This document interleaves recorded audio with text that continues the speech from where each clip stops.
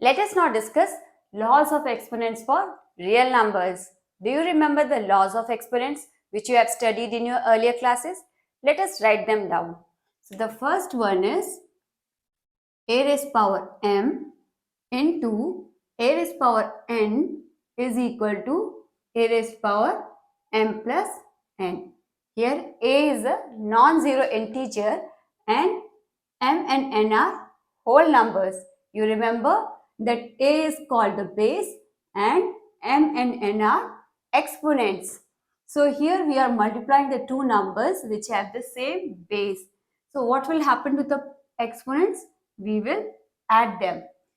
Next we have a raised power m divided by a raised power n. Here we are dividing two numbers which have same base. So what will happen to the exponents? We will subtract them. So you have a raised power m minus n. Here m is greater than n. Next we have a raised power m into b raised power m. Here the two numbers, they have different base. Here the base is a and here the base is b. So we can rewrite it as ab whole raised to power m. Then we have a raised power m divided by b raised power m. So here the two numbers, they have the different base. So we can rewrite this as a by b whole raised power m. Then we have a raised power m whole raised power n. So what will happen to the powers? We will multiply them. So here you have a raised power m into n. If I ask you what is a raised power 0, you know that it is 1.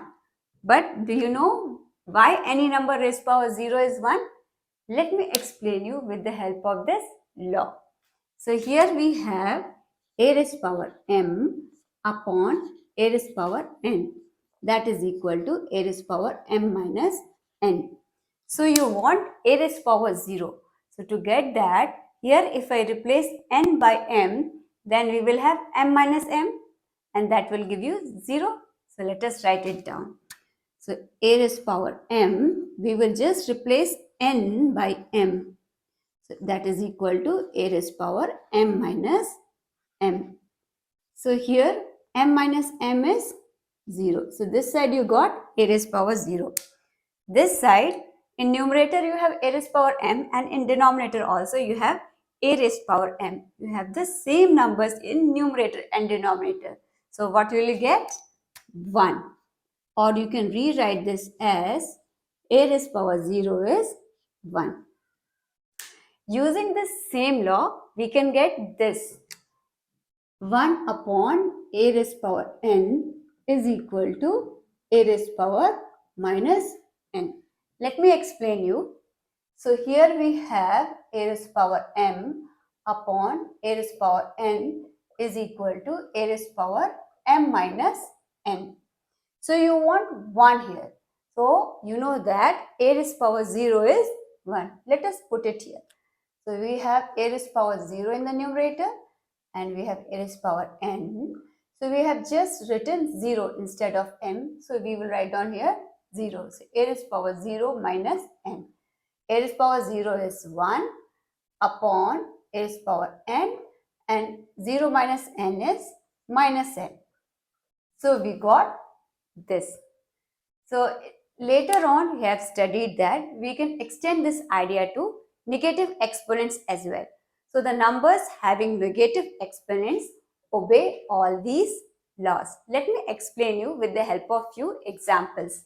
Suppose you have 7 raised power 5 into 7 raised power minus 15. So here the exponent is negative and the bases are same. So using this law, we will add the powers. So here you have 7 raised power 5 plus of minus 15. So when you solve this, you will get 7 raised to the power minus 10. Let me give you one more example. You have 8 raised to the power 6 divided by 8 raised to the power minus 5. So here you can see that the exponent is negative. So using this law, we can solve it. So that is 8 raised to the power 6 minus of minus 5. So minus into minus is plus and 6 plus 5 is 11. So you have 8 raised to the power 11. So now suppose you have to solve these questions. You can clearly see that in all these questions, exponents are all rational numbers. So there is a need to extend the law which you have studied till now.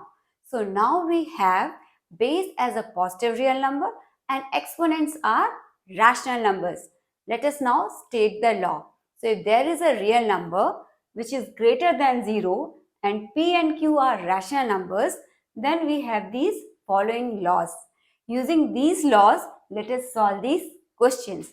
So the first one is 2 raised to power 2 by 3 into 2 raised to power 1 by 3. So here the bases are same. So you have to add the exponents. So 2 raised to power 2 by 3 plus 1 by 3.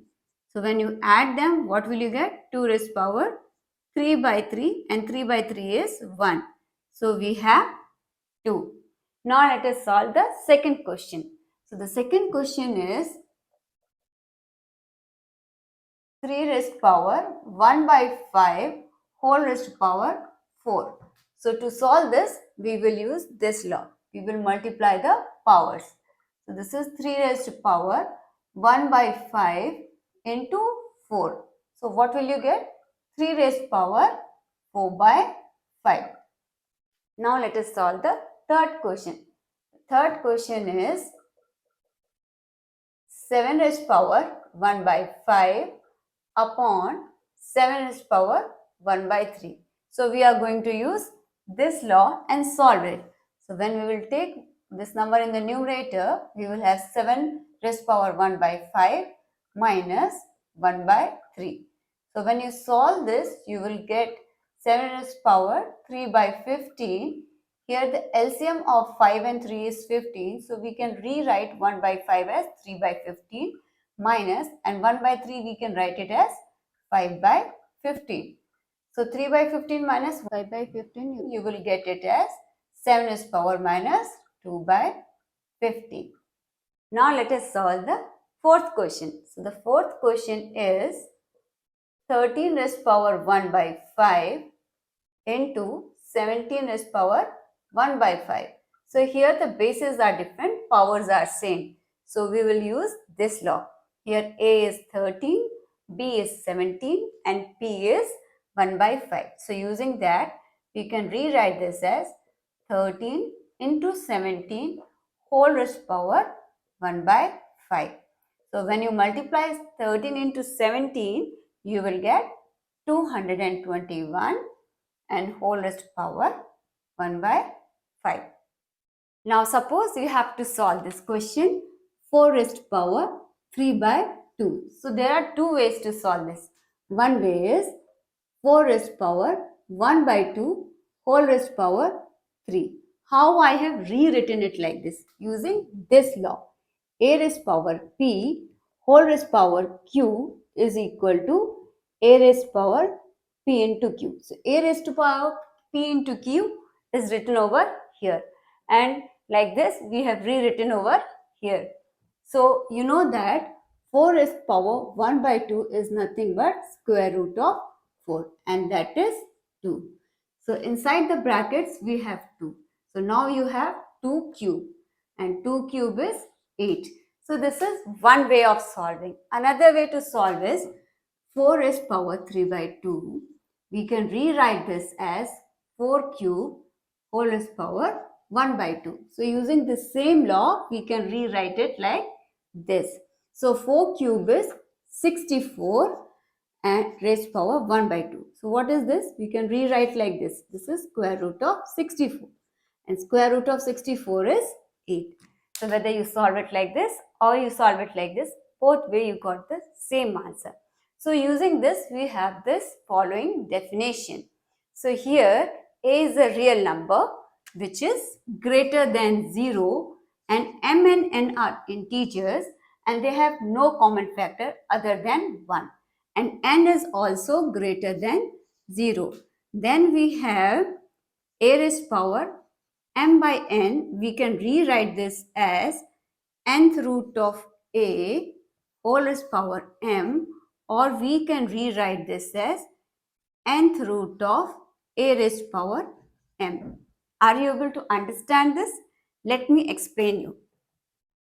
So nth root of a, what does it mean? It means that we can rewrite this as a raised power 1 by n, and we are taking whole raised power m.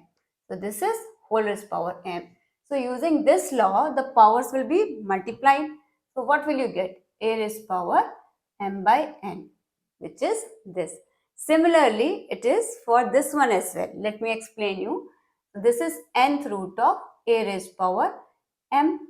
So we can rewrite this as a raised power m whole raised power, this is nth root. So we can rewrite this as 1 by n.